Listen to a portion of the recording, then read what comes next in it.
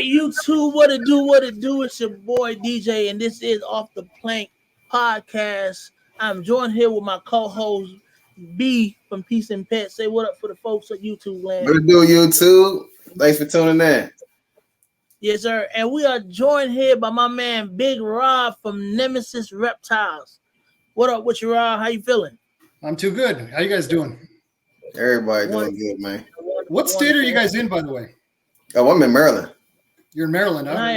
Yes, sir. And I am in Georgia. I am in Atlanta, Georgia, ATL.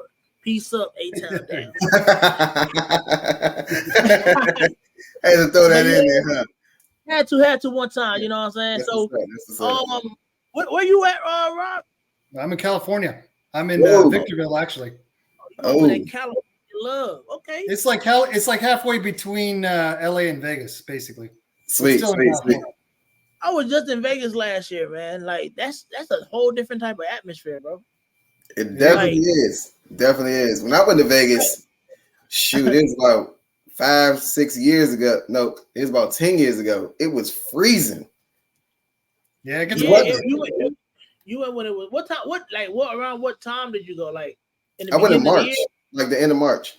Oh, see, bro, we were there. We went around New Year. No, was it New Year's? We went like after New Year's a little bit.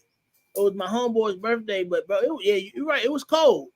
Yeah, I had a good time, but it was cold. It was definitely different. Like I didn't know the way the women out there are real aggressive, especially at the casino. They're a little aggressive, but you know what I'm saying. That's neither here nor there. That's a whole nother segment off the plank. But so you got it off the plank. So you by the beach? Like, are you by the beach? Are you by the coast? Like, sorry about that. Actually, I'm about an hour and a half from the beach. It's not too bad of a place, actually. We can get to the snow in about 30-40 minutes up in Wrightwood. Okay. So I kind of go snowboarding from time to time. So it's nice to be able to get up there. I could be at the beach in about an hour and a half. Can be in Vegas in about 2.5 hours, 3 hours. So it's not too bad of a place, actually. That's nice. You sound like you like in a little mixing pot. It is. It's definitely a melting pot up here. That's tight. But, so we just did a show actually in Vegas. Well, we can talk about it later, but I was just a vendor at a show up in Vegas. Okay, what show you been? It was the Las Vegas Reptile and Pet Expo. Okay, what animals were you? Also, all right. So first question: what animals do you keep? What different species do you have? Okay, well, I have a lot of ball pythons. That's kind of what I started when I got back into reptiles. Okay. But I also keep some geckos. I got getting really big into king snakes. Nice. I have a 100% pure Calato super dwarf retic. Okay. I have a Woma. I got some dart frogs. So I kind of like get into the bioactive stuff as well. Oh, sweet. I got two Quince monitors. I got a bunch of stuff. Sweet. So with the bioactive, can you keep all of your stuff in bioactive? I have a bioactive tank. I set it up. When I first got into ball pythons, like I wanted to do every single type of tank you can possibly think of, from a tub to a regular tank to a bioactive tank, just all of them, just so I can have knowledge for like if people ask.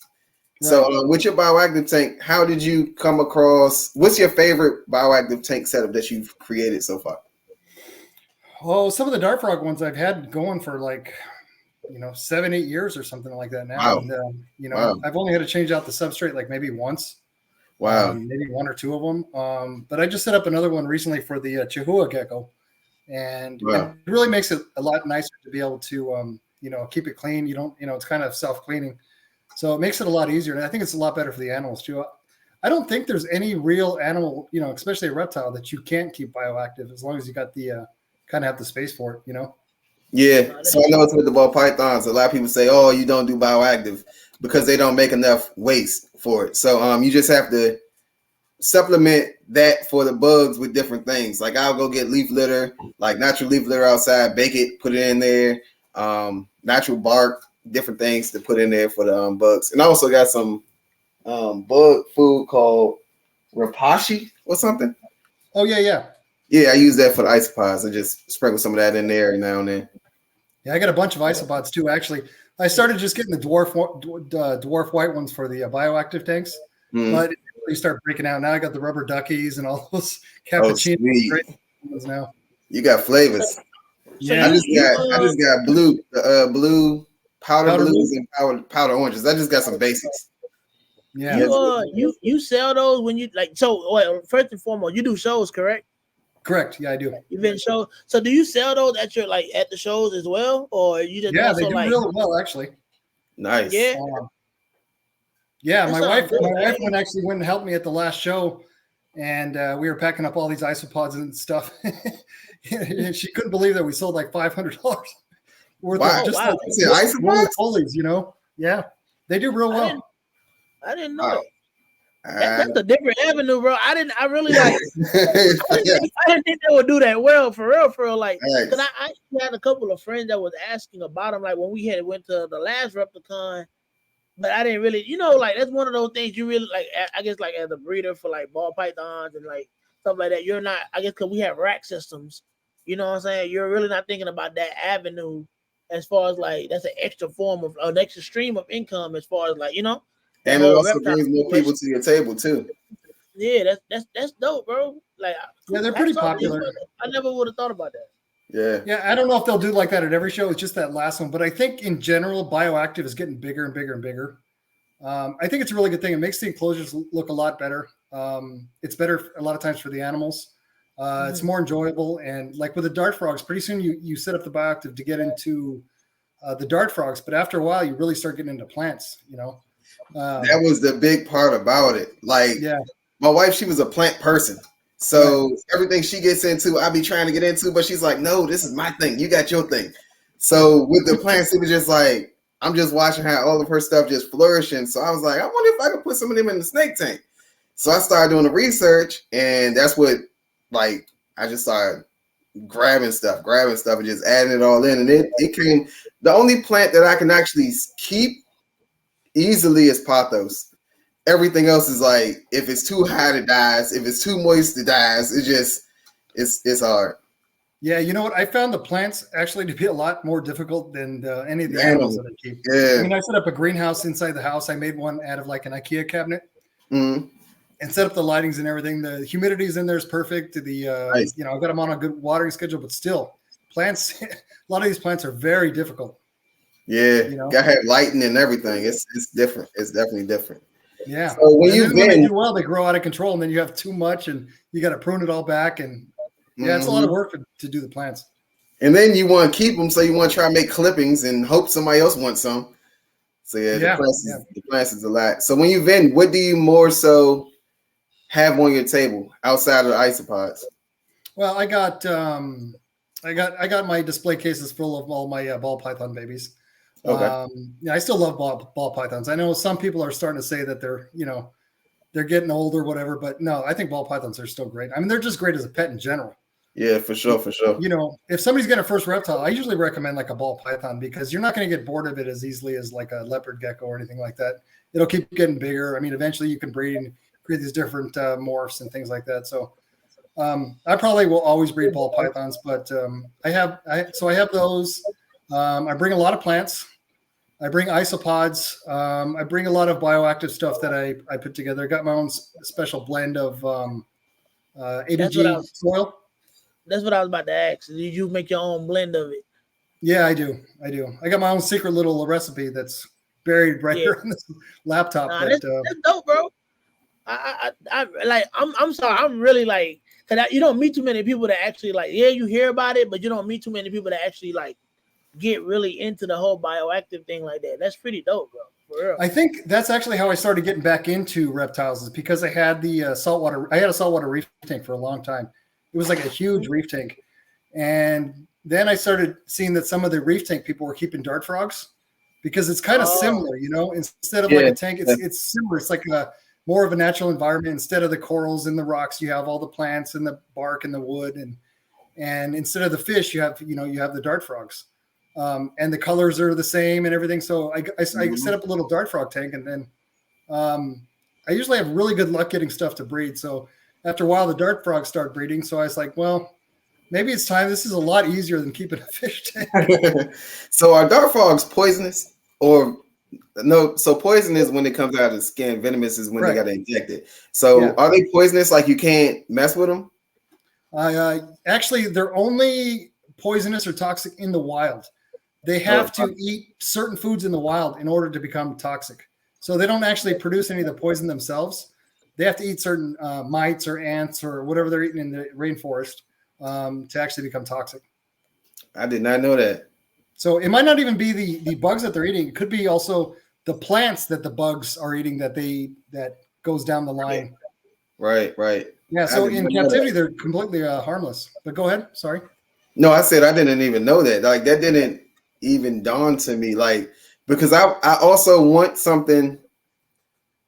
I'm kind of thinking about turning. So once my boy, she's in the bioactive right now, but once she outgrows it, I want to turn that into just something that I don't have to touch. Like I want to be able to put something in there that I don't have to really do too much with. So I was thinking either dart frogs, or I was gonna turn into like a community garter snake tank. Yeah, you can do that too. Garters.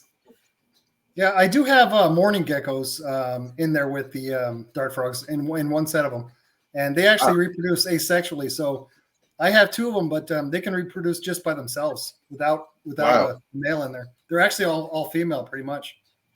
I think the whole species is pretty much females, right? Yeah, I think there are males, but it's super rare. But yeah, they're all females. Oh, so they just be walking around, and all of a sudden you got babies. That's it. A whole bunch of them in there sometimes. Yeah, I got like 6, 7, 8 eggs in there right now. Wow. Wow. So the dart frogs don't really like cross paths to have any issues with them being in there with them? No. I mean, one of the good things about dart frogs, well, it's a good and bad thing, is that they won't eat larger prey. They won't even eat like larger crickets. You really have to propagate fruit flies for them because they only eat like the tiniest of things. So pretty much anything that's they're in there with is pretty much safe. So do you keep so I know you keep isopods. Do you keep springtails in there as well? Yeah, I do. And yeah, I got a couple different varieties of springtails right now too, but yeah, springtails are really. I'm shopping with you. I'm telling you right now because I need some colors. Like the powder oranges and the blues, they're cool, but I wanted some dairy cows. And then when I noticed my springtail collection, it looks like it's not as strong as it was when I first started, or they're just hiding. I don't know what it is. Yeah, be careful because sometimes they get mites, like grain mites, in there from the house or whatever. And the grain mites will start to overtake the springtails after a while. So if you look in there really close, you can see like little tiny spiders walking around. That's happened to me a couple of times. Wow. So what do you do for that? If it gets bad enough, I'll kind of start over and just kind of flood the whole springtail thing and scoop them out and start over another one. But generally I keep them in a pretty tight fitting container with just a couple of pinholes in it, basically. Okay, cool. So out of all of your collection, what's your favorite? Oh, I mean, I got a couple of quince monitors, and that's on a whole different level as far as reptiles. That's almost like, they've gotten out a couple of times. It's like trying to catch two velociraptors, running around. Oh, wow. One of them's about 3.5 feet. The other one's maybe 2.5 feet. But I like them a lot. You can interact with them and stuff, but I don't know. I kind of like every single thing that I got. I mean, one of my favorite snakes is the Woma python because it's just so mellow. I mean, it doesn't even try to take off or do anything. It just sits there completely calm until it's time to eat, and then it eats really well. Is it in that same room with you now? It is. You want to see it? Do you mind showing it off a little bit? Yeah, I can get it. Give me 1 second. Let me grab it. It's right over here. No problem. Nah, I don't even know what a quince gecko is. I got to do some research, bro.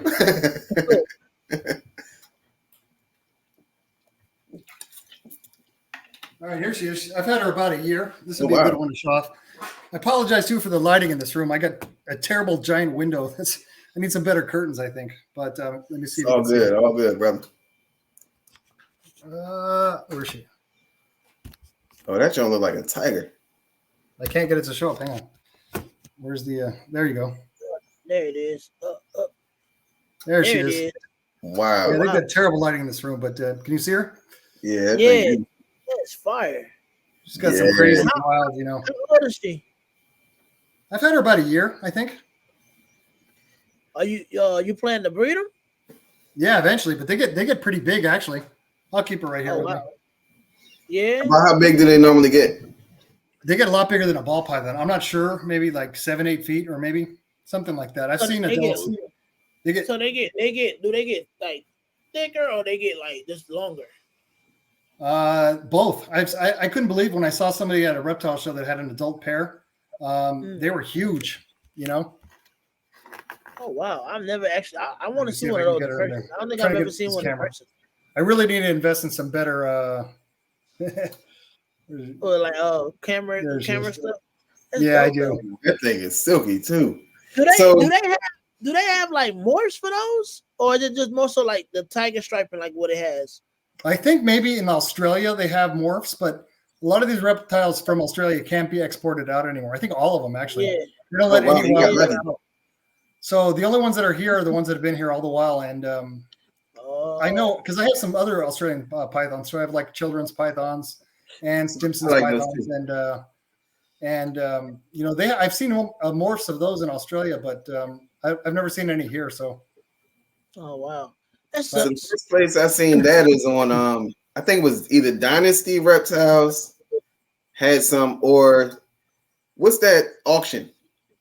It's like an auction website hey. auction. I know you're talking about. It's like something ASR, something. Yeah. One of them. I seen some of them on there. I never seen one in person. So that snake will make me think all snakes are slimy. That snake is shiny as I don't know what. Like I would think it's just wet at all times. There she is. Yeah, that thing is beautiful. Yeah, that's a dope snake, bro. So let me ask you this. So currently in your ball python collection, because I know you said you breed balls, right? Yeah. What do you think? What do you think out of all? Well, not gonna say I'm gonna ask that question. I'm gonna ask later. But as far as ball pythons, what do you think is the best incomplete or codom, and what's your reasoning behind that? Oh, the best codom? In your opinion.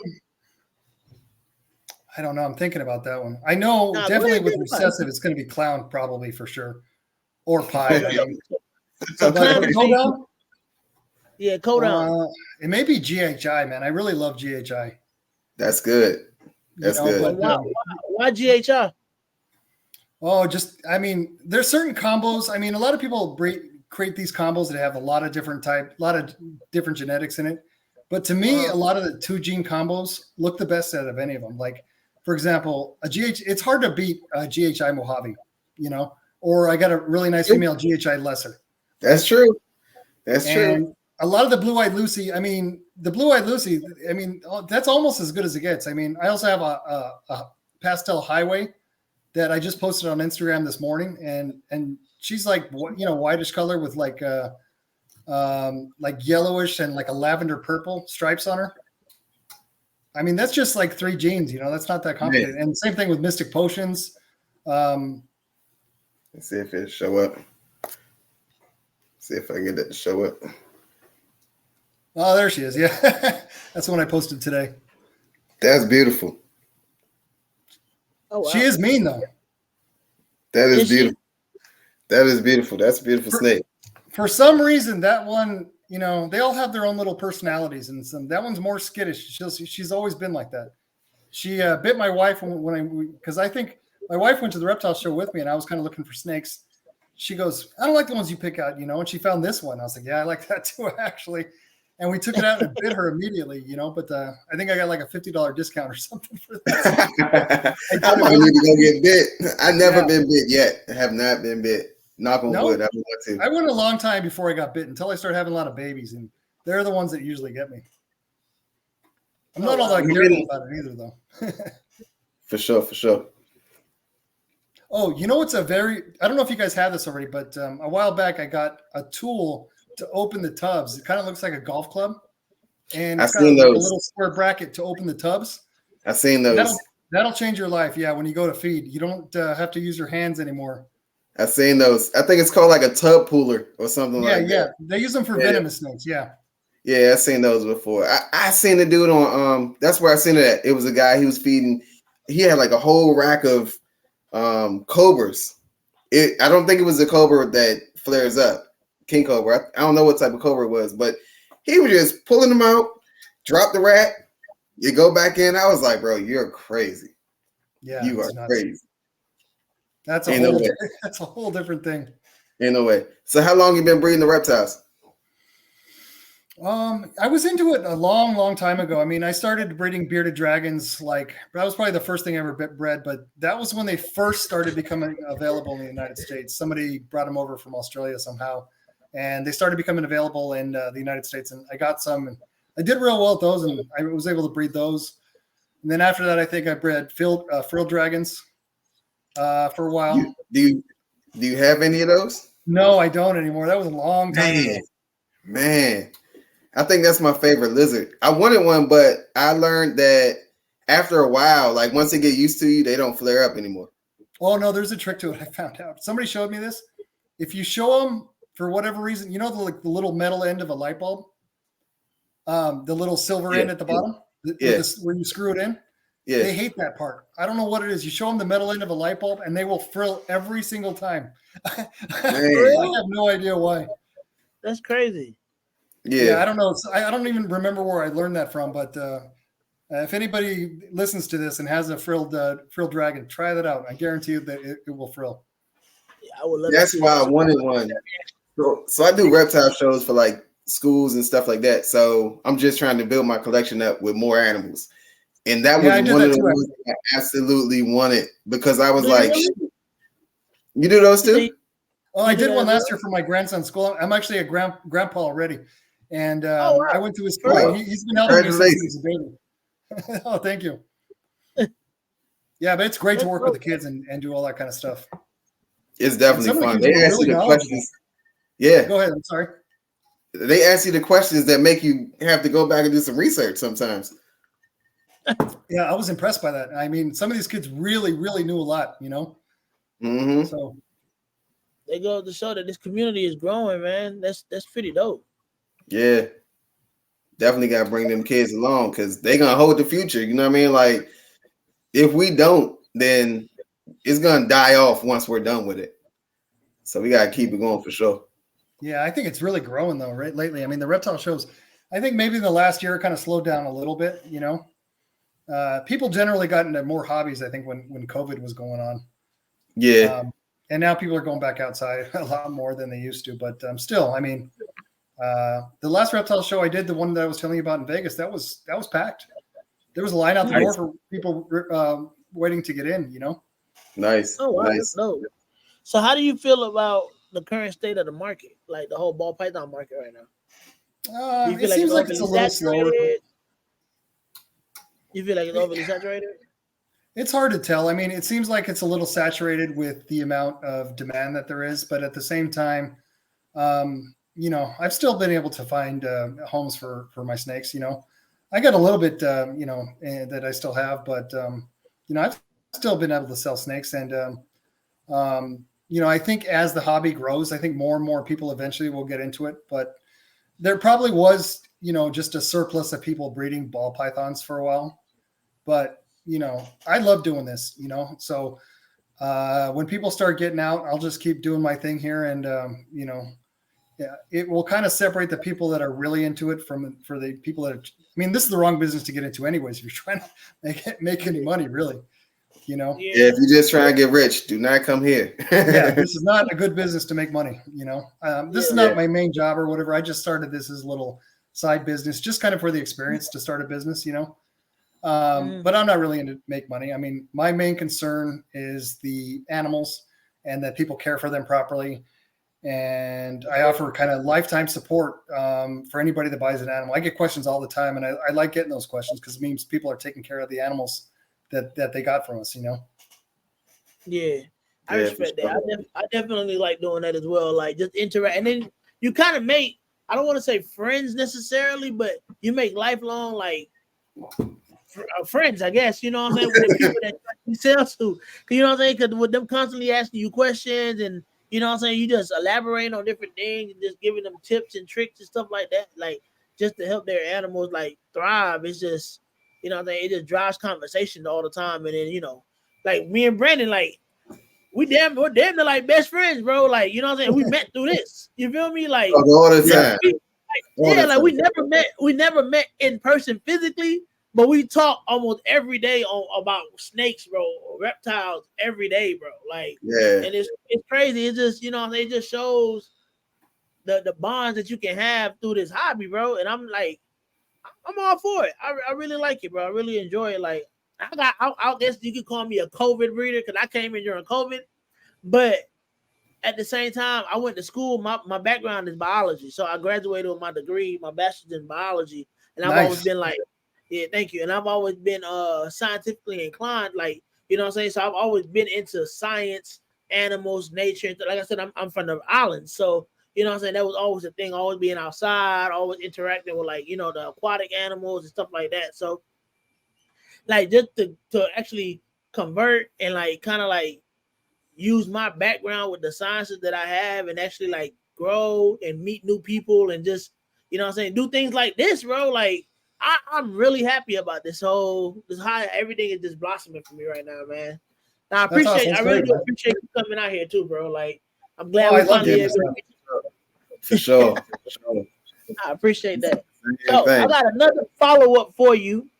Okay, if if you had $20,000, random $20,000 just fell into your lap from the grace of the universe to start your collection over from scratch with the current genes and knowledge that you know now, what would you pick up first and what direction would you go? Well, first and foremost, let's establish what direction as far as like what's the end game first.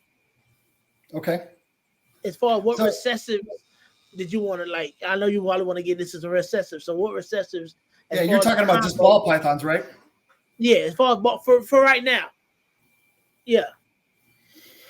Well, I think clown is the best recessive gene that there is, honestly, because why is that? Hold on, first of all, why is that? I'll tell you why. Brandon hates clown, bro. Brandon hates it. Brandon hates clowns? Yeah, he just likes the fact that they brown out. And I think what'd you say? You didn't like the fact that they just had that dorsal stripe? That's it? I feel like they're overrated. I feel like there's no room for direct growth. Like, I feel like once something's been made in clown, that's it. It's not much more that you can possibly do with it. I mean, it's a lot that you can do with it. It's a lot of different ways you can go. But from the people that I've been seeing, it's like everyone is following everyone. The same trend. Yeah, so it's like, what else are you gonna do? Like, go grab another gene and do that same thing. All right. I'll tell you why I like clown is because you can layer on any codominant gene, and it'll basically take on the pattern of the clown and take on the coloration of the recessive. In other words, you can layer things on top of clown. Like, for example, a banana clown, right? Mm-hmm. It has the pattern of a clown, but it has the color of the banana. The color of the banana, yeah. That's kind of why I like clown, you know. But of course, I mean, I kind of like the classic stuff. I know there's a lot of stuff out there with Sunset and Hurricane and what are the other ones? There's some newer ones that are real big. Monsoon, yeah. I don't really like Sunset either. I'd rather take a Monsoon. Yeah, I like those though, actually. But you know, the foundation for recessive meat would be clown and pied, you know. Okay. Because right now I'm working on some recessive stuff because I also like Xanthic, right? So I got some VPI Xanthic. I'm trying to work on lightning pieds right now, for example. Nice. I just produced a whole bunch, and this was kind of for myself, but I produced a whole bunch of double heads for VPI Xanthic and clown. But it was actually like 10 eggs in the clutch. So I only wanted to keep 3 of them. So I got some available right now, actually. Y'all heard the man. You got some available. Get to that VPI clown right there. Yeah, I do love Xanthic. I mean, we just seen that black and white. I mean, partially because I'm a Raiders fan. So when I see the black and white snakes, that makes sense. So you'll grow. So you're sticking with. So the end game will be clown pod and VPI clown VPIs. No, I think I would you're talking about $20,000 to invest. The first thing I would invest in is a bunch of infrastructure and make sure I have all the rack space to make my life a lot easier. Then I would invest in some, high-end clowns, high-end other recesses, maybe Monsoon, maybe Sunset, but I'm not sure where that's going to go exactly. I've seen some that look pretty nuts though, but like I said before. Go ahead. Yeah, go ahead. I was gonna say, I feel like in Sunset, it's like you were saying with the clown thing. Like I've seen some, like, bro. Honestly, I've met Leviathan Snakes, Steven from Leviathan Snakes, at a convention earlier this year, a month or two ago, and he actually showed me a Sunset in person. That snake is a complete, like, when you see it on YouTube and like cameras and stuff like that, when they really say, like, I hope you can really catch what it is I'm seeing in person on camera, you can't. Like the snake, it blew me away in person. Like, but when I see it on camera and videos, I'm just not as like enthused about it. Like I'm not so excited to see it when I see it on camera. But bro, I kid you not, when I saw that snake in person, like, I guess because when you hear sunset, you just hear so much about it when it first came out, and then like to actually see something in person, it took my breath away a little bit. I'm not gonna lie. But I don't know. I feel like personally for me, like, I'm happy for anybody else that goes down the route and actually does the project or work whatever project it is with that. But I just feel like for me, it's just not something that I would really try to like kill myself to get into. If I happen to hit one or something like that, if I had a head to head and I had to happen to hit one, cool. I'm not gonna be dumb and just be like, hey, you want this? Yeah, you know what I'm saying? But yeah. I don't know. I don't know. But go ahead. I'm sorry, I didn't mean to cut you off. No problem. I'm usually the one that keeps talking, but actually, the other gene that if I was going to invest $20,000, I'd invest a lot into is hypo. I think that's way underrated. Yeah, I had some hypos for the first time this year, and I was like, man, I mean, that's another one that you can't really tell in pictures, but when you see them in person, that's something else. I got some GHI hypos that I hatched out, and I was trying to make GHI Mojave hypos, but I didn't hit on any. But I mean, even those, they're just nuts. That's crazy. You got a GHI Mojave hypo? No, I don't. Oh, I was like, I know I got some hypos. I gotta figure out, but no, I don't. I don't have GHI Mojave hypo. That's what I was. Actually, I have a GHI yellow belly triple hat hypo clown, and I think albino. But those hats are neither here nor there. I'll try to prove them one day, but not right now. Yeah, I mean, I think again, this is another time my wife had an influence on my little project here, but she went to a reptile show with me, and she goes, I kind of like this smoky looking one. And I didn't know what hypo was at the time. It was years ago. And I was like, that's in shed. I was like, well, no. The guy goes, no, it's hypo. It's they just look like that all the time. Mm-hmm. And I've been into them ever since, Yeah. When I seen mine, so the first time I seen one in person, it was a Pastavi hypo adult male. And I was like, bro, this thing is weird. Like it's not gray. It's not, I don't know what it is. I was just like, bro, he has to be a shade. He was like, no, he's not the same thing. No, he's not. So I'm looking at him, I'm like, bro, this thing is weird. So that's what motivated me to go on the route of getting the same. I got basically the same snake that he had. Yeah, and I think I just have just a Mojave hypo. And it's wild looking. I mean, it's just one gene in hypo, and it looks crazy. Like you said, it looks really weird. I like those a lot. Yeah, I love them too, bro. The hypos, I definitely got. I had a male, bro. Unfortunately, he passed from what I don't even know how he passed. He just came home one day. I think he. Oh, there you go. Nice. Is that a Pastavi? Yes, Pastavi hypo. Yeah, I was just saying. I have a hypo Mojave, and it looks like that almost. It's crazy. Oh, that's dope. Yeah, this dude is like weird. It's weird because it's like grayish blue. It's like gunmetal looking to me. Yeah, gunmetal steel. That's what it looks like. That's crazy. My female don't even look. My female looks. I got a female that's just a single gene hypo. That she still looks green, but Yeah. Yeah, then I got a super pastel hypo, and I got the it's same one actually. super pastel hypo. Yep. Oh, that's nice. Yeah, Yeah, that's dope. Yeah, I just have just a regular hypo female, and mine looks kind of oranges. That one does look kind of green. See, that's what I said. So this one, I think this would be probably what they were saying, like green ghost. Then Yeah. you got like the male I had, he was orange looking too.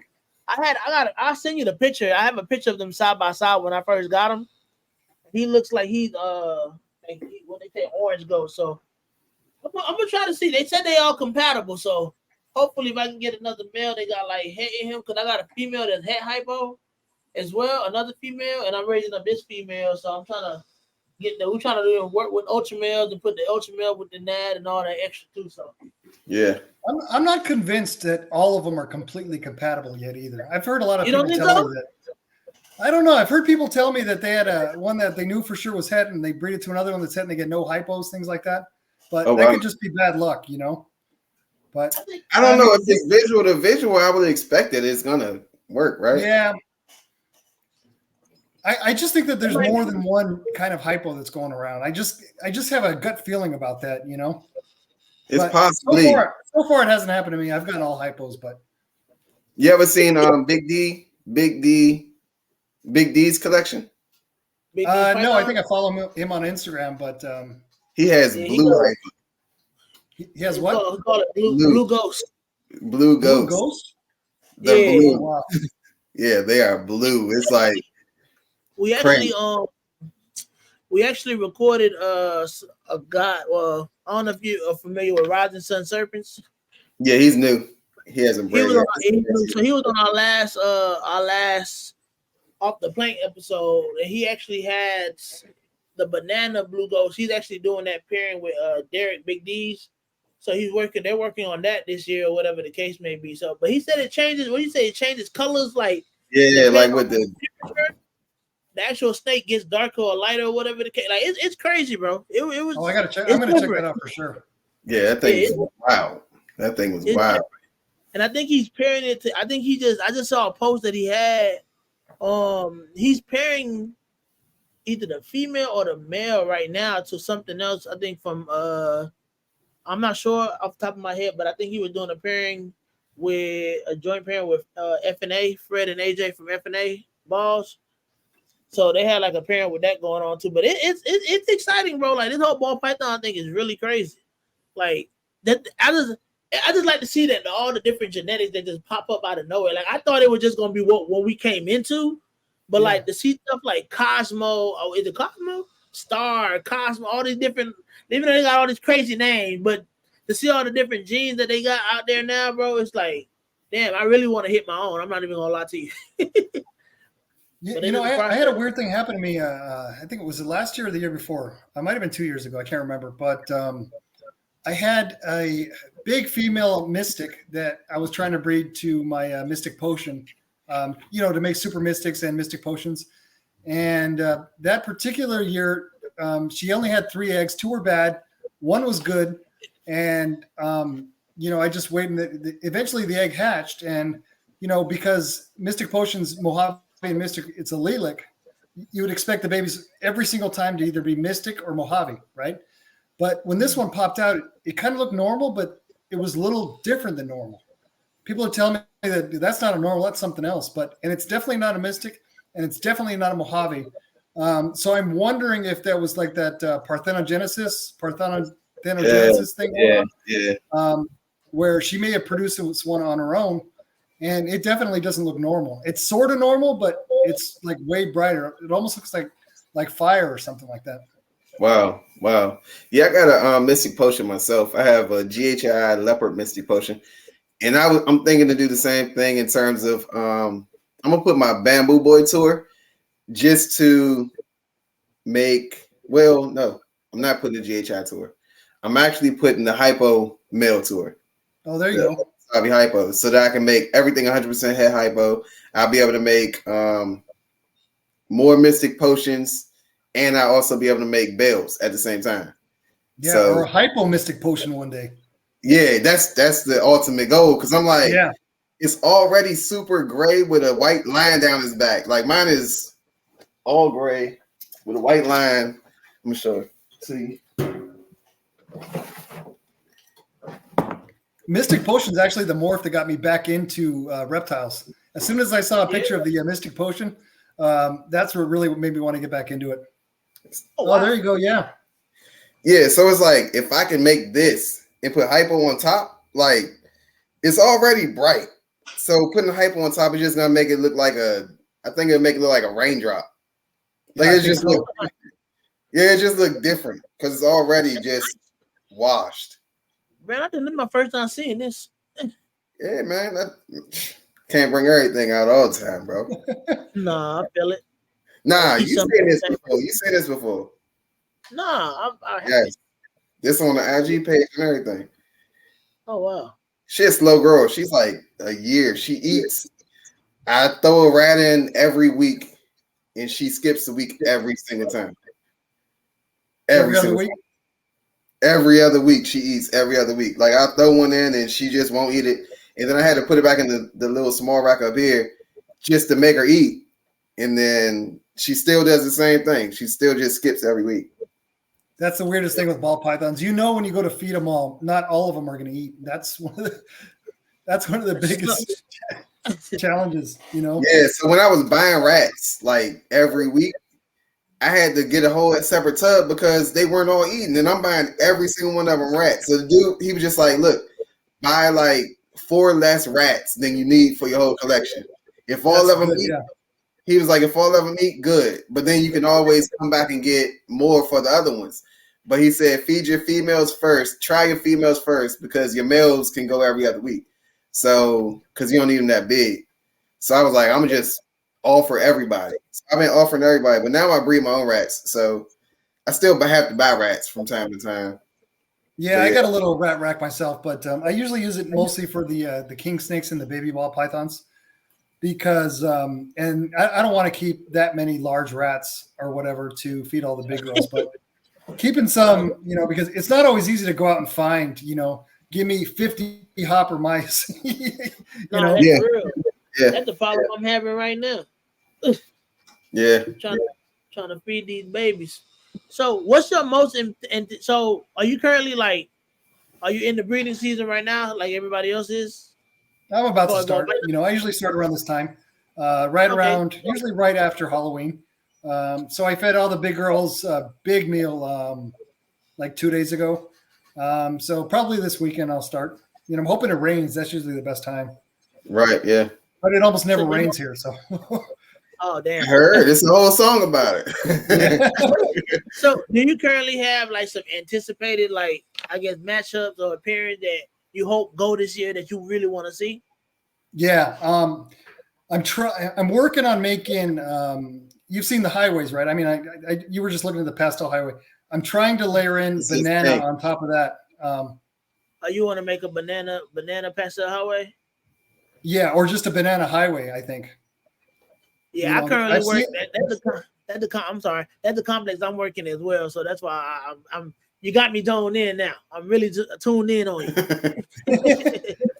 Yeah, the problem is that you can't tell the difference unless maybe with genetic testing you can between the gravel and Yellow belly. the yellow belly. You know, and I think there's freeways, which is asphalt, I think, and yellow belly, if I'm not mistaken. Yeah, But, that's what you I'm know, working. so I just kept some back, and I've just been breeding them up, hoping they're actually gravels rather than the other one. But I kept the male back, so I'm hoping this year he might be big enough to breed. I'm not sure.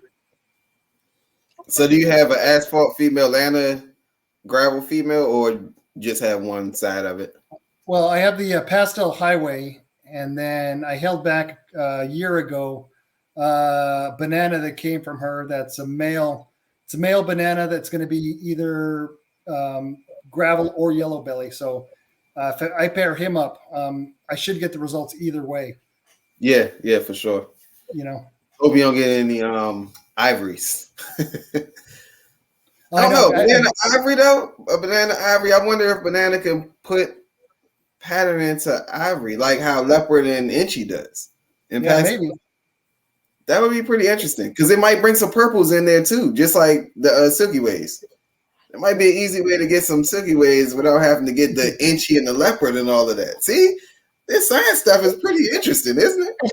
Yeah, but definitely I'd want the super gravels. I like the super gravels. Hopefully I can make one of those. Yeah, those are But nice. I kept a couple females back from that same clutch, not knowing if they had gravel or yellow belly. So I'm hoping that one of those two females has. They will. I just hope one's gravel and one's yellow belly. I mean, those are lilac too, so you're gonna get one or the other. Yeah, for sure. Yeah, that's how I feel too. I got two. Currently this year, I got two females they sisters. They're supposed to be asphalts. The yellow belly asphalts. That I'm working as well. I'm putting a leopard, yellow belly, phantom pastel to one of them, and so shooting for freeways out of that situation. Like leopard, I want to hit the all Gina for a fact, but shooting for freeways out of that. And I currently have I got a nickname the project first and foremost. I don't want to give it away too fast, but There you go. It definitely has mahogany in there and bamboo and some other jeans. But then it's also that combo will also be like the mahogany sheet, mahogany / yellow belly / gravel. So I gotta prove that out later on down the road. But either which way it go, once I get the bamboo in that situation, I think it's gonna be pretty intense. To see that a dark bamboo, I think it wasn't like even on Morph Market, it weren't too many of those, but just like if I'm trying to hit cool. that, yeah, I think it's very, very, very, very, very cool. So that's one of my most anticipated clutches I'm working on this season, and they lock. So if I can get a few more locks and get a few more meals in, and I can get her to go, I'll be overly excited about that. Now I'm excited for that clutch for you. I need one of them. I want one of them. I would definitely want one of them. Like, yeah, get the friends and family discount for sure. For sure. I'll send you some straight trades. Yeah, trying to trade. Yeah, there you go. Well, I'm all for it for bettering the community, man. I'm all for it. It's whatever. Like it's a hobby, bro. It's all supposed to be fun. You know what I'm saying? Like I feel like along the way, a lot of people like lose sight of it's a hobby. Like I understand it's a business for some people, but you started off doing this as a hobby, So like people just unless you're Snake LTD. Unless you're Snake Unlimited, this dude went straight in. He went all business. He went all business. He is all business. He does a lot like that, man. I got another question for you. All right, sure. Pull up my notes. Okay, so currently, I know you said you do this for fun as well, but it's like a little side hustle. So, what's your five-year plan? Like, what do you see yourself 5 years from now? Currently, whether it be business, hobby, whatever, anything dealing with the market and everything. All right. So, I mean, I like all this stuff. Like I was telling you before, I will always love ball pythons, but there's a lot of other stuff that I'm into, So 5 years from now, I would like to continue to breed ball pythons. I would also like to expand, which I'm already working on, my colubrid collection, especially king snakes and rat snakes. I got some mandarin rat snakes and stuff like that I'm working with too. I would like to expand that. I would like to expand all my bioactive stuff. More dart frogs. Dart frogs are great. They're actually low maintenance. And I'd like to really expand in all the stuff that goes with bioactive isopods, plants, the setups, products, things like that. Of course, there's a lot of I still have the snake with me. No, you good. There's a lot of geckos I want to get into. I want to get more knobtail geckos. I like a lot of the Australian pythons, the Antaresia ones like children's pythons, spotted pythons, anthill, and Stimson's pythons. I like all that. I want more of those. I really want to get more into the super dwarfs. I got one locality female. I'm going to get a male for her this year. Those are one of the cool snakes. Super dwarfs are amazing. It's like all the intelligence and the activeness of a reticulated python. Size. Way smaller. I mean, they're still bigger than a ball python, but still, it's mostly like they're slender, so it's mostly length. I mean, that's the coolest snake I have without a doubt. I mean, that snake's kind of on another level with everything else, intelligence-wise. At least the snakes, as far as the snakes go. So I'd really like to get more into that. And I think that's it. I mean, I just like to continue to do more shows. Like you're saying, I'd like to do more educational stuff at schools and things like that. I really enjoy, talking to the kids and seeing the look on their faces when they get to see all this stuff. So I'd like to expand and do more shows, travel more for the shows. I think the farthest I've gone is Vegas, but I'd like to do some of the bigger ones across the country. Because to me, those are the greatest, the best way, because you go out and you meet customers, because you're meeting them face to face. A lot of times they remember, they come back, they look to get more stuff from you in the future. They trust you, which is a big thing when buying stuff over the internet, Yeah. And so I try to really build a good reputation with all of my customers for that reason. But yeah, that's I think I have the foundation for everything I'm trying to do. I just want to expand more. I need some males to go with my females, that sort of thing. Sweet. Good, bro. No, that makes sense. Got that 5-year plan. So I've been to shows. I bought my second snake from a show. I've been to a couple shows after that. What advice would you give someone just starting to try to start the vend? Well, first of all, start preparing way ahead of time, because it's a lot more work than you think it's going to be. I think every show I go to now, I start preparing way ahead of time, and still I'm up till 2 or 3 in the morning the night before, then up early again, trying to get everything ready. It takes a lot longer than you think it's going to take. Okay. That's number one. Number two, it's good when you're at the shows to make an effort to interact with the customers, be available to answer questions. I've seen a lot of people that just kind of sit around and expect things to happen. I mean, that's really not going to, you got to be very interactive with the people that you're, coming into contact with at the shows. And overall, you have to be honest. You have to, because in this kind of business, reputation is everything, Right. You never want to make a bad deal, and you never want to get a bad review. And in the bottom line, it's all about the well-being of the animals too, And if the customers are happy and you're answering all their questions, they're taking care of them properly, they may buy more from you in the future. But at the same time, that the animals are going to good homes. I get updates all the time from customers, especially ones that I've met at the shows. They send me update pictures, snakes that I sold as a little baby hatchling. I get adult pics like a year and a half later, That's tight. Yeah, I think that's really satisfying when you see something that you made and then you see like how big it became in somebody else's hands, and they're really satisfied and happy with it, bro. That's pretty dope. I get this a lot. I like that. Go ahead. Sorry. Yeah, I had an experience with that with a bearded dragon that I had made this past year, and to see the growth of the bearded dragon and just to see how big it became and like how red it is now, I was just like, damn, I made that. It's satisfying, bro. Like, and then to see the people that you actually, you that actually got the animal from you, to see how happy they are and like how satisfied they is.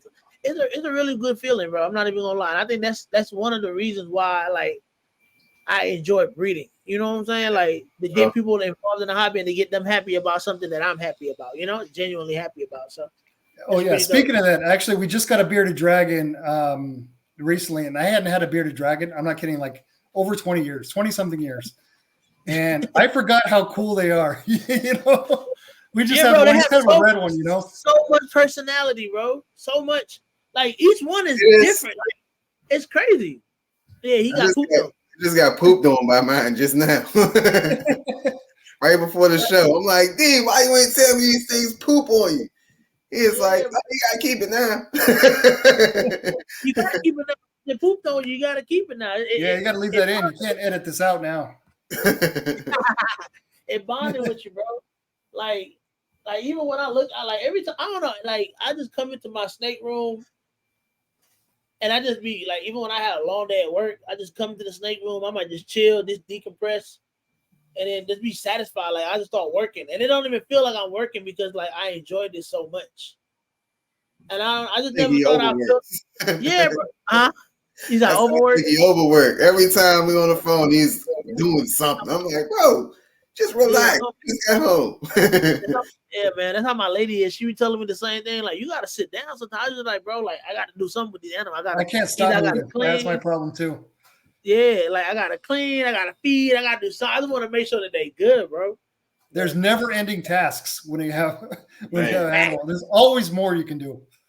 Facts, and I feel like that. I definitely agree with that. But you know, I feel like if they're not doing it, like if they're not the ones dealing with what you're dealing with, they won't really like see it from the same perspective that you see it from. You know, like you said, it's always something that you feel like you got to do. You know what I'm saying? But then to somebody else that might come in here and be like, damn, like, you know what I'm saying? They might be blown away like, oh man, like it just looks perfect. But we always see the little small things like, nah, I still got to clean up this poop. I still got to do that. So it's never done. That's the problem. You're never done. And by the time you finish, you got to start again, you know? That's true. Facts. Especially with these snakes, bro. Especially with these ball pythons. Like, for them not to eat, to want to eat or just go on strike like that, they shit a lot. Like, jeez Louise, bro. Like, even days when you like, let's say you haven't fed, let's say you have like they skipped the feeding, and then all of a sudden you go back to check on them to make sure that they good, and then it'd be like a big old turd in the back of the tub with them. Like, I'd be like, bro, like y'all didn't even eat last week, so where is this coming from? Yeah. You know what I try to do? I try to, because I don't really want to spend the whole weekend trying to deep clean all the tubs at once, right? So I said, you know, what I think I'm going to do is like, as long as it's been like a month and they shed, then after that, I'm going to change the tub. And then I only have to deep clean maybe 3 or 4 or whatever a week. Yeah, right? yeah. So I started getting that system going, and so far it's working out. But then one shed, so I deep cleaned the tub, and then immediately, for some reason, just to piss me off, went back in the shed again. I was like, why am I cleaning it again? I was like, that's never happened before. Yeah, it's like you got to be faster than that. Oh, I wasn't ready. They gotta be faster than that. All right, I'm going to put this girl back before what happens to Brandon happens to me real quick. Oh, yeah, for sure. For sure. Faster than that. Yeah. I don't know, man. These biddies, they are pretty cool. Yeah, one good thing is actually I work in IT and I get to work at home. So this is I'm in this room 12 hours a day. Man, that's dope. I wish I had a job like that. Damn, man, I'm working to get there. One of these days I'll be there. I'll be working. You know, it's good and bad. The bad part is that you can always be reached. You know what I mean? But yeah, you know, the company I work for is really great. And but you think you'd have a lot of extra time working at home? You really don't. I mean, yeah, just go. Yeah. The only good thing is you don't have to drive all the way back home or drive to work. I mean, that's the that's true. That's true. So with all your different species, is the husbandry that far different? Like, do you have to have like a whole list? Because I'm the type where it's like, I just got the beardies. I'm literally about to talk to him probably tomorrow. Like, all right, bro, what do I need to do weekly for this? Because I have everything else already mapped in. Like, I have the ferret, I already know. I got to change her box and all that type of stuff. The dogs, normal routine. The snakes, weekly. Do you have like something like that? Because I'm pretty sure everything doesn't have the same husbandry. No, it's not. I mean, I got a huge enclosure. I don't know if you can see it. Let me see if I can see it. I got a huge enclosure that I built for my monitors. They're in there. Damn. That's a closet. Yeah, I don't know if you can see one of them. Maybe she's right there. But yeah, that was my COVID project. I built that during the top of the ledge. Yeah, it's big. It's you know, it's 6.5 feet tall, 6 feet wide, and 3 feet deep. Dang. But you can see the girl right there. You see a little head up on the ledge. She's sitting on the edge on the ledge or something. Yeah, they got all kinds of stuff to climb. They got a swimming pool. They got a sunbathing thing. They got like a foot of dirt in there to dig, and it's semi-bioactive, you know. That's crazy. And you built that from scratch? I just went in the garage and started building it. You were I bored. kind of have an interesting background. You was bored. You had to have been bored.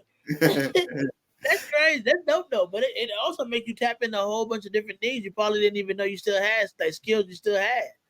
Well, it's funny because my parents were really great, and my mom took us to a lot of different museums, science, natural history, art, all kinds of different things like that. So that's kind of what sparked my interest in the stuff. But let me see if I fix this terrible lighting issue I have. But then at the same time, I worked construction with my dad for a few years and remodeling houses. So I learned all the skills of framing and paneling and all that kind of that stuff that comes in handy when you actually want to try to build something. Yeah. So I just had some extra 2x4s in the garage. I got a piece of plywood cut, and I just started framing it out like a house, and put some paneling on the outside, stained it, and varnished it, and did the same thing on the inside. I just painted the inside, I think, and got a big window special order from Home Depot, because I didn't have any particular dimensions in mind. I think I just was, about 6.5 feet seems about right. I had to make a custom door for it to open. That was hard. That took a couple tries before I got that right, but that's it worked. Yeah, that's amazing. So everything else you can basically keep it in a rack system. Not everything. I mean, I got a huge. I got a different kind of setup for this super dwarf retic. She's not really in a rack. She's like in a giant tub thing. She's not real big yet, but I got branches in there, little toys, because they're sharper. They need more enrichment. Enrichment, yeah. So I try to give that for the retics. Ball pythons kind of naturally live in small spaces in the wild. And I believe that more. You've seen where I used to be on YouTube, Dingo Dinkelman, the South African guy? Dingo Dinkelman. No, I've heard of that before. No, I haven't heard of him. Let me look up his name before I. Never heard of him. I look at so my kids, they watch Camp Keenan. So I'm big on. I was brought in by Steve Irwin. So yeah, me too. So that's what he sparked all of my interest. And then after that, I watched Zaboomafoo and just Natural Geographic, anything that came on there, or Animal Planet. So that's what really sparked my interest as a kid. And then when I got older, it didn't seem cool anymore. And then now I'm older, and it's like looking at my kids like, y'all don't think this is cool? Like, you gotta love this stuff. So that's what brought me in. I was saying this guy Dingo has these huge enclosures, like 12, 14-foot enclosures for king cobras and all this stuff. Huge, beautiful, like brick, natural enclosures. But he still had the ball pythons in tubs because he said they just do way better like that, because they kind of prefer to be snug and secure. And that's the whole thing in terms of I would say Instagram people and Facebook people. Facebook people believe you need this great big enclosure for your ball python. And then once they get it, it's like you're actually taking care of the enclosure more than the ball python. And I be trying to tell people, like, to me, I went through all the enclosures because I was in a Facebook group. I was like a moderator for a Facebook group for a little while. So I just wanted to basically help people. And with me learning everything about each enclosure, I was just like, the bigger enclosure I got, I don't even see the snake. Like it's more so for me to walk into a room or for someone to come over and say, hey, what's in there? And then I got to go find it to show it to you. Where with a rack system or tub, I can just pull out all types of different flavors like right here. You know what I mean? So to me, it's totally different. But I really think like the enclosure for the ball python is just like for your own personal reasons. Where retic, they definitely need that. Like, I'm scared of retics. I got buddy, he's coming down on Saturday. He's gonna bring 2 down just to try to break my fear of them, because I'm like, bro, it's no way this big snake, he can learn how to get out of an enclosure. Like, he can learn how to get out of it. Like, he can watch you unlock it and slide the door. And if you don't lock that door back, he's gonna slide that door open and come out. I can't trust it. That's crazy. Yeah, they're smart. I do have, going back to your question about keeping different things different, I do have a green tree python that I do have an enclosure that I built. It's just like this big one for the monitor with the wood and everything. but it's smaller. It's like 3 feet wide by 2 feet or 1.5 feet or something. I'm going to turn that into a big like jungle. That's nice type thing for the green tree python. That's So, nice. I mean, I know exactly what you're talking about. Different species require different care. I mean, I think tubs are really good for ball pythons, Yeah. But for other snakes, eventually, you can start them off in tubs, but eventually I try to tailor an enclosure to what they need, what's best for them. Yeah, for sure. So do the green tree pythons drink off of their body? Like I don't know how they, everyone I've seen, they just sitting on a branch. And then they said you gotta mist them down or something like that. So like, do they? How do they? They just seem like a visual attraction because they start off red or yellow and then they change colors and they eventually turn green. So I think that part is amusing. But once it's green, then what? Like then what do you do? Well, I've noticed that they cruise around at night. Okay. At least the one I have does. It cruises around at night. And as far as giving them water, I got one of those squeeze bottles, like a medical irrigation bottle. And I just started squeezing it on his head and starts drinking. But I spray it down all the time, and I have automatic misters that I have set up for the dart frogs that I use. I have that plugged in for the green tree python. I spray them down automatically. Oh, sweet. But it's mean though. Yeah, it'll bite you. Man, tell me about it. The same dude with the retic, he has one. And I keep telling him, like, listen, he's gonna get you. Is it the green tree python or is it the emerald tree boa that has the longest fangs for the tree dwelling species? It's one of them that got super long fangs. Yeah, it might be the boa, but I think they both have long teeth because they, they're evolved to eat birds. I think, And true. So you're trying to catch a bird, you got to make sure it doesn't get away. Yeah, that's true. That's true. I'm not going to get another chance. I like to see them like when they strike in slow motion. When you see like on like National Geographic and stuff like that, and they actually show them like striking. Man, it's fire. Scary as hell, but it's fire. It's good, though. Have you actually like? I know. Well, when you feed it, like, has it ever like caught you off guard? Like when you first got it, did it catch you off guard when it was like feeding? Now, at first it was kind of mellow. I couldn't get it to eat at first. I was trying live food and everything like that. It wouldn't eat, but eventually I figured out that it wanted frozen thawed. And what I did is I thawed it out. And I just kind of let it, the mouse hit it in the face, and it got mad and bit it. And after that, that was it. Then it started eating after that. Oh, okay. So what difference? I don't. I want one. I mean, I think it's different, bro. Like, I actually got one of the guys that I get rat from out here. He has one, and like I was like, I don't know. I like them. Like I like what they look like, even though they just sit there. But like you said, it's a visually pleasing thing, but it's different. You know what I'm saying? Like I like them. I don't know. I like them. I think that's gonna be dope with the jungle, because most of the time when you see them, you just see them in this white enclosure, super clean looking, and then you got a stick, and then you got the python just sitting in the middle. You know what I mean? So I think like with the jungle, to me, it'd be intriguing to see how it works, because if you got different limbs, like what limb is it gonna be going to? You know what I mean? Like, yeah, that's what I want. I want like a super bioactive where it can have bigger plants. You can put all kinds of isopods in there, and it's not going to eat them. You might even be able to have small dart frogs in there with them. Because some of the dart frogs are tiny. I mean, I doubt it would even touch them. It's interesting. That's interesting. But so, I'll have to. Go ahead. I'm sorry. No, go ahead. Oh, I was going to say, once I get started, I'll let you guys know how it comes along. I'll do like an in progress thing. Sweet.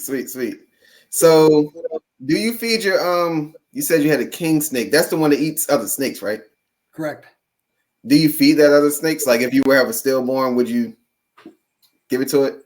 No, it's funny you said that, because I have actually one that died shortly after birth in my freezer behind me, and I've been waiting to try it out. Maybe now that you said something, maybe I'll do it now. But yeah, they'll eat anything. Definitely gotta do it. Definitely. I think if I put a hot dog in there, it would eat it. Wow. King snakes will eat anything. I wonder if we can have. That's what I need. I need something like that. They had them at Petco near me. They have them, and my nephew, I think he has one. He has one. It's like all black with white spots or something on it. Oh yeah. Maybe like a speckled one. Yeah, he has one of those, but it's tiny. Like it can't do anything yet. I don't even know what it eats. I guess he eats like worms or something. I don't know. He's super small. Yeah, small snakes are tricky. I got recently a tiny what is it, a Stimson's python, a male to go with my female. And he was so small that he was like, I don't think he can even eat pinkies, you know?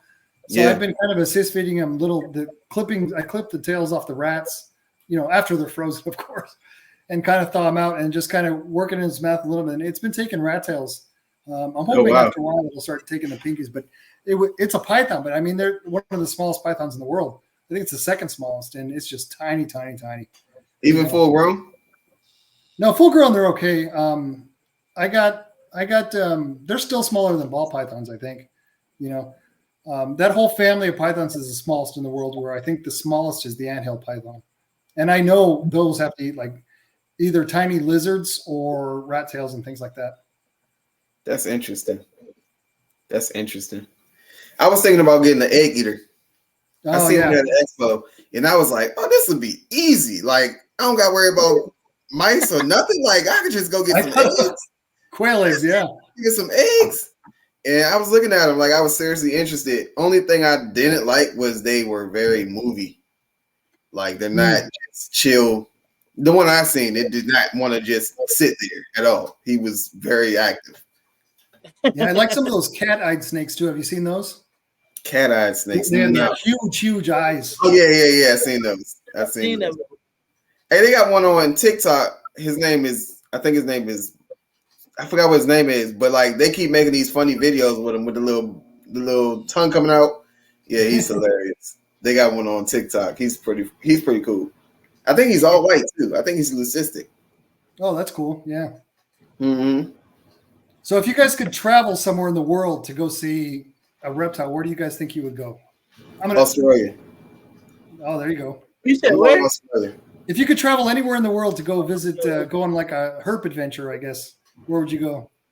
Honestly, I want to go to Komodo Island. I want to see it from a distance, though. I don't want to walk from. I want to see it from a distance. You know, he can run you down, right?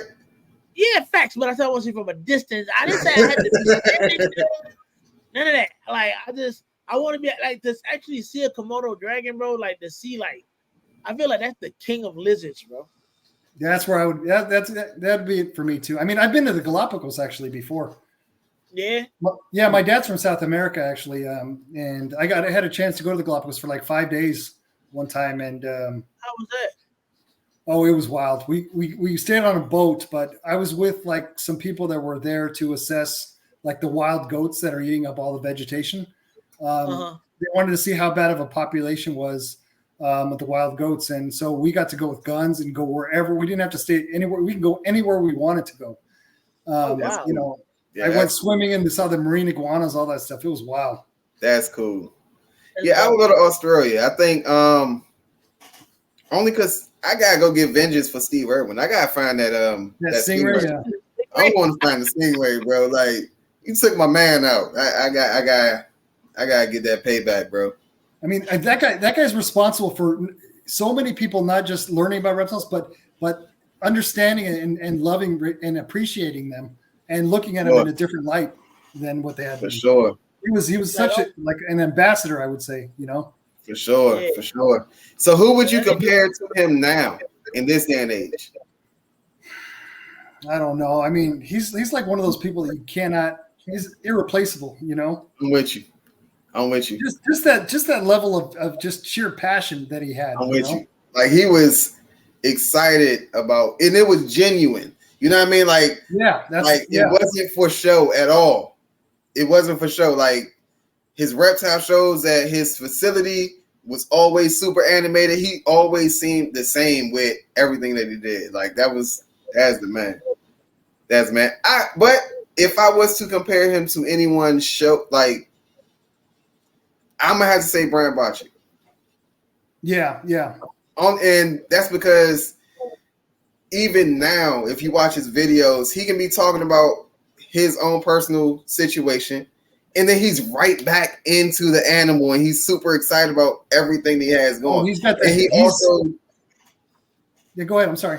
Go ahead and finish. Now he also grew into, like, he listened to people, took advice from people, and he grew. You know what I mean? It wasn't just, no, this is the one way I'm gonna do it. I'm just stick to this. No, he actually grew, and like he different. Like, I would say he's the only person I can possibly compare. Or Dave Kaufman. Dave Kaufman's videos are pretty good too. Yeah, I met him a couple times. I got pictures with him on my Instagram. Oh, yeah, I met him a couple times. That's dope. That's dope. Yeah, I like the fact that he travels. He travels a lot to a lot of different places, bro. And just shows He wanted to see what's actually happening in the wild. That's what I like about him. Yeah, that ball python documentary he did was great. Did you see that? Yeah, definitely, bro. Like, I watched it as soon as it came on. I think he showed like where the pop ball had came from, like the one dude over there in Africa that he actually found like pop ball and all that extra, and I think they all came from one too, right? Yep. Yeah, I think so. Yeah, like he found it in the wild. Bro, I would love to go to Africa and like just find, like, I feel like when you look at your snakes that you have now, and it's so crazy that normals are so underrated or treated the way they are. But bro, when you go to Africa, everything came from a normal looking ball python, bro. Like all these different mutations. All they did was they just put a normal to a normal, and then something popped out. You know what I'm saying? Like, and it's crazy to see how, like, in the market, normals are selling for like $10, $5 free. Like, yeah, it's crazy. I like the normals. I still like the normal ones. No, fact. Like, I love to see normals, especially when they had, like, even with the normal coloration and stuff like that. But like to see them with the funky looking patterns, when it's like, damn, they make me really wonder, like, what's in that? Like, you know what I'm saying? So I don't know, it's just crazy because I feel like now you gotta damn near pay somebody to get a normal from you. Like, I think that's so crazy. You gotta sell normals with the whole setup. That's how you gotta. You gotta sell, like, to introduce somebody to ball pythons. You gotta sell a normal with the entire enclosure, the kit, everything, bro. Like, that's crazy, but. Yeah, I donated 2 normals to school systems just because it was like, I don't have plans for these, and they weren't even normals. It was, one was a firehead pod, and one was, I believe it was just a normal. And I just like, look, I need the space. Talk to a couple teachers, like, all right, cool. I bring them as a class pet. Just leave them here. Let me do a show. I'm gonna just leave them here. So it's pretty cool. It's good to keep a couple of females or something though, because let's say you had a male with like 5 genes in it, you wanted to split out the genes. A normal female would be good for something like that, though. You know. Yeah, I got a big normal right here. I don't even know if she's a normal. She just doesn't have no alien heads. I don't know, but my bamboo boy, I was thinking about putting him to, just because I know he's bamboo, black pastel. I want to see if he's vanilla, but I still wouldn't really be able to tell because DJ got some vanilla fire stuff that we don't know what it is. Like, we don't know if they fires or vanillas. So I definitely want to do that. Just because I just like the normal coloration. I think I just like them all. You know, I got some that mine that I kept, but usually they have head something. But I just like the normals. You know. Yeah. But I think with your collection, like you have so many different types of species and stuff. I don't know if I'll be able to breed ball pythons. Like if I had your collection, I don't know if I'll be able to breed ball pythons.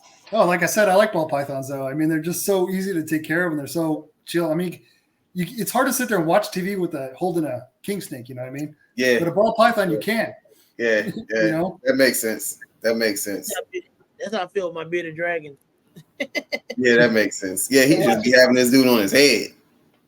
Like just chilling. Yeah, bearded dragons are great, man. I mean, there's probably no more personable reptile than that, and they don't even run fast or anything. You know. They said they get up to like 9 miles per hour. And they actually like being walked on a leash too. Yeah, they're just lazy. They just sit there, you know. And they'll eat bugs and plants and stuff too, you know. Mm-hmm. Yeah, it's pretty cool. I'm looking at them right now. I want to teach them how to wave. I see them on TikTok. They walk by and they do like this. I'm like, all right, I'm gonna teach them how to do that. Oh, I didn't tell you about this. My daughter actually has a pet pot-bellied pig that lives in the house. You said pot-bellied pig? A pig, yeah. His name now you're talking my language. His name is Waddles. I mean, You know, I gotta admit now, I think I like pigs better than dogs. You know, I always like dogs, but I mean, the pig can do things the dog can't do. You know, Yep. the pig can go in the room. I'm going to sleep. He shuts the door, and so nobody will go in there and mess with him when he's sleeping. She taught him how to press buttons. That goes, "Hi, it's Waddles. I'm hungry." But then he starts pressing over and over again. Like how they do with the dogs. Wow. Yeah, she's got like a big red button that you can record your voice or whatever. And he presses the button. He presses it when he has to go to the bathroom. Wow. You know, he opens the door. He goes outside the front yard, and then he comes back. Wow. You gotta record that, bro. I think that's dope. That was definitely not on the page. We would have asked about that.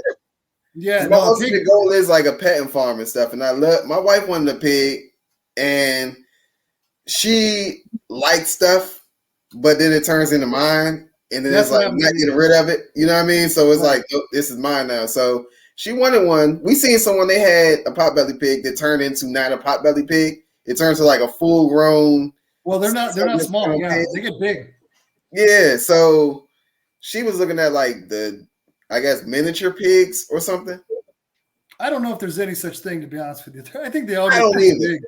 I don't either, because that thing was like the same size as a dog, but they said they're very clean. They are very clean animals.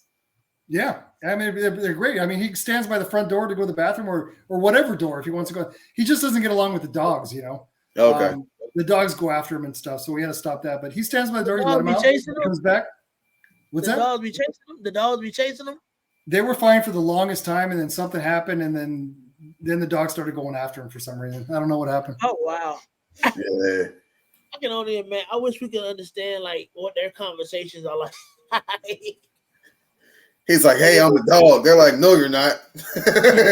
Yeah, but a pig's cool because you can, like, you know, dog, you can only give them certain foods. A pig can eat all the same stuff you can, pretty much. You know, everything. You can give him a cookie. You can give him candy. You know, everything. It's not good for him, but they eat everything. So it's a guy. I went horseback riding at his house. He lives near me, and he has a pig. And he was like, I was like, what do you feed him? He was like, that thing eat everything. Like, if we don't finish the food, we take it right outside, and this pig just devours everything. Like, he still does like pig feed and stuff, but he said any chicken, any scraps from they don't eat it, they go outside. Because he in the country, so he was like, I'm not about to burn it or bury it. I'm gonna just feed it to the pig. Yeah, I think my daughter keeps hers as a vegetarian, but for protein, she just makes some eggs. Like hard-boiled eggs, whatever, you know. Well, you'll eat all kinds of stuff, you know. Yeah, it's crazy. You have a vegetarian pig. I get veggies for the beer. I get a pig first. You know, he's got some protein that he eats and stuff, but and pellets and all that stuff. But yeah, but it's funny. You can give him candy bars, all kinds of chocolate, ice cream. Cool, bro. That's cool. That's cool. You sitting there watching the movie and let him get a bite of Snickers. Oh man! One time he tore apart a piece of lemon meringue pie that my wife made. That's cool. That is cool. All right, bro. So, all in all, man, like I said, we appreciate you coming out and kicking it with us, giving us a little bit of insight into your head, letting us know a little bit about what you do, your collection, and just actually it became dark back there now.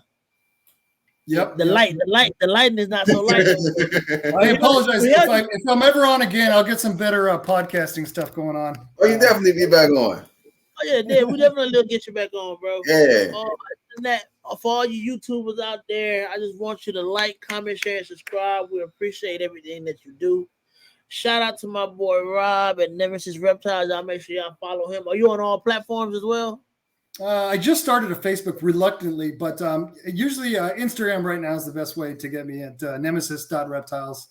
All my stuff's on Morph Market, but if you go to my Instagram, I have all my links there. I just started my Facebook the other day, so okay, not too into it, but I had to do it, I guess.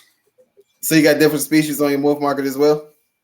Yeah, right now I got knobtail geckos and ball pythons only, but I definitely got I got a lot of baby knobtails if anybody's looking for some. Sweet. Awesome. More to come for sure, though. All right? For sure. Facts. So y'all make sure, like I said, like, comment, share, and subscribe, and show love.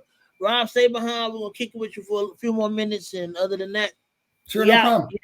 Appreciate you.